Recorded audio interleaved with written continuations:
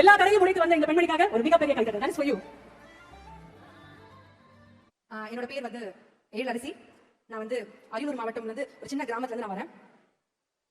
So என்னோட அப்பா வந்து என்ன மாதிரி ஒரு வாய் பேச முடியாத காது கேட்காத மாற்றுத்திறனாளி. சோ என் அண்ணனும் வந்து ஒரு வாய் பேச முடியாத காது கேட்காத மாற்றுத்திறனாளி. சோ வந்து என்னோட குடும்ப சூழ்நிலை வந்து ரொம்ப கஷ்டமான ஒரு நிலை. ஏன்னா முன்னாடி வந்து அம்மா வந்து வீட்டுல தான் இருக்காங்க, அப்பா விவசாயம் பண்றாங்க. ரொம்ப கஷ்டம், ஈஸி கிடையாது. அவ்வளவு கஷ்டப்பட்டிருக்கோம் எங்க குடும்பத்துல. அப்படி கூட அப்பாவால வந்து வெளியே வந்து எங்கேயும் வேலைக்கு போக முடியல. அப்பாக்கு அந்த அளவுக்கு வந்து ஒரு வெளி உலகம் தெரியல. அப்பாவோட கூட பிறந்தவங்க 8 பேருமே வந்து வாய் பேச முடியாத காது கேட்காத மாற்றுத்திறனாளி. எனக்கு பார்க்கும்போது நம்ம எப்படியாவது இந்த ஒரு சூழ்நிலை இருந்து எப்படியாவது உடச்சு வெளியே வரணும் அப்படின்ட்டு நான் அப்ப யோசிக்கும் போது நிறைய பேர் குடும்பத்துல என்ன சொல்றாங்கன்னா, விவசாயம் பாரு, +2 வரைக்கும் படிச்சது போதும், அண்ணா இப்ப இங்க சென்னைக்கு வேலைக்கு வந்துட்டாங்க அப்படி வரும்போது நீ போதும் நீ படிச்சதா அப்படின்னு சொல்லி சொன்னாங்க. அப்ப நான் அம்மா வந்து இல்ல நீ எப்படியாவது போய் ஏதாவது பண்ணுன்னு சொல்லும்போது நான் சென்னை வந்து எப்படி கஷ்டப்பட்டு வந்து காலேஜ் சேர்ந்து பிகாம் படிச்சதுக்கு அப்புறம் வந்து ரொம்ப கஷ்டப்பட்ட வேலை வந்து எனக்கு வந்து அவ்வளவு சீக்கிரத்துல கிடைக்கல. 5 வருஷம் வேலை இல்லாம இருந்தேன். எல்லாரும் என்ன சுத்தி இருக்கிறவங்க உன்னால எதுவுமே முடியாது, நீ உனக்கு வந்து ஒரு மாற்றுத்திறனாளி, நீ வெளியே வரும்போது உன்னால ஒரு சீக்கிரத்துல வந்து வாழ முடியாதுன்னு சொல்லி நிறைய பேர் வந்து ரொம்ப கஷ்டப்படுறாங்க. அப்போ வந்து சிஎம் சாரோட அந்த மாச உதவி தொகை வந்து ரொம்ப அந்த டைம்ல வந்து ரொம்ப யூஸ்ஃபுல்லா இருந்துச்சு. நாங்க இங்க வந்து படிக்கும் போது அம்மா அப்பாக்கு வந்து ரொம்ப கஷ்டப்பட்டாங்க. அந்த மாசம் அந்த காசு வந்து கொஞ்சம் அவங்களால வந்து குடும்பத்தை வந்து கொஞ்சம் வந்து இது பண்ண முடிஞ்சது. எனக்கு வரும்போது பட் ஆனா இந்த சூழ்நிலை வந்து உடைக்கணும் தான் எனக்கு ஃபர்ஸ்ட் வந்து தோணுச்சு. ஏன் வந்து எல்லாராலும் முடியும் ஏன் நம்மளால முடியாதா அப்படின்னு வரும்போது நம்ம அதே அப்பாவோட சிச்சுவேஷன் நமக்கு வரக்கூடாது அப்படின்றத யோசிச்சேன். எல்லாரும் என்ன சொன்னாங்கன்னா இல்ல உங்களால முடியாது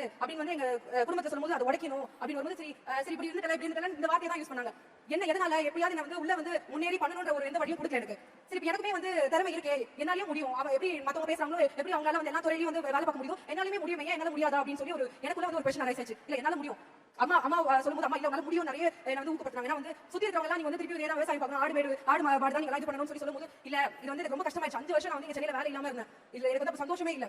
ஒரு 3 months வந்து பெங்களூர்ல வந்து ட்ரைனிங் ஒரு அட்டெண்ட் பண்ணேன். அப்பயும் வந்து என்ன சொன்னாங்க உங்களுக்கு வேலை வரும் அப்படின்னு சொல்லி எம்என்சில வரும்னு சொல்லி சொன்னாங்க. ஆனா அதுலயும் வந்து ஒரு உண்மையாவே அவங்க எதுவும் நிறைவேற்றல. அப்படி வரும்போது சரி அப்ப அவங்க சொன்னதெல்லாம் உண்மைதான், அப்புறம் சுத்தி இருக்கிறவங்க சொன்னதெல்லாம் உண்மைதானா, நம்ம ஒரு பெண் தான், நிறைய பேர் வந்து அவங்க லைஃப்ல அச்சீவ் பண்ண முடியாது, என்னால முடியாதான்னு சொல்லி வரும்போது எனக்கு கரெக்டான டைம்ல வந்து சிஎம் சாரோட வெற்றி நிச்சயம் என்ற ஒரு ஸ்கீம் மூலமா எனக்கு வந்து ZF மேனுஃபேக்சரிங் எனக்கு வேலை கிடைச்சது. அப்படி அப்போ மாதிரி ஒரு ஸ்கீம் இருக்கா அப்படின்னு சொல்லி உள்ள ஜாயின் பண்ணும்போது தான் தெரிஞ்சது. அப்ப எனக்கு ட்ரைனிங் கொடுத்தாங்க, 3 to 4 months ட்ரைனிங் கொடுத்தாங்க. அங்க வந்து நான் வர்க் பண்ணேன். அதுக்கப்புறம் வந்து அங்க பெர்மனன்ட்டா எனக்கு வந்து ஜாப் கிடைச்சுன்னு வரும்போது ரொம்ப சந்தோஷமா இருந்தது. அப்போ வந்து நான் பார்க்கும்போது நம்ம சூழ்நிலை வந்து பரவாயில்லை, நம்மளால மாத்தி கொண்டு வந்திருக்கோம். நம்ம அப்பாவால முடியல, அப்பாவோட அப்பாக்கு அம்மா பாட்டி எல்லாருமே வந்து மாற்றுத்திறனாளிங்க தான். அப்படி வரும்போது நம்ம உழைக்கணும். எப்படியோ நான் சென்னை வந்து நான் மாத்தி நான் வந்து என்னோட சம்பாதித்தது வந்து அம்மாவையும் அப்பாவையும் 2 பேரையும் சேர்ந்து பார்த்துட்டேன். அப்படி வரும்போது ரொம்ப பெருமையா இருந்தது. ஏன்னா நிறைய ட்ரை பண்ணி போனாங்க. வரும்போது எப்படியாவது நம்ம அச்சீவ் பண்ணி வரணுமே அப்படின்னு வரும்போது வந்து யாருமே எங்களை சுத்தி வந்து ஹெல்ப் பண்ணல. ஃபேமிலியோ சரி இல்ல மத்தவங்க வந்து யாருமே வந்து ஒரு உறுதுணையாவே இல்ல எங்களுக்கு.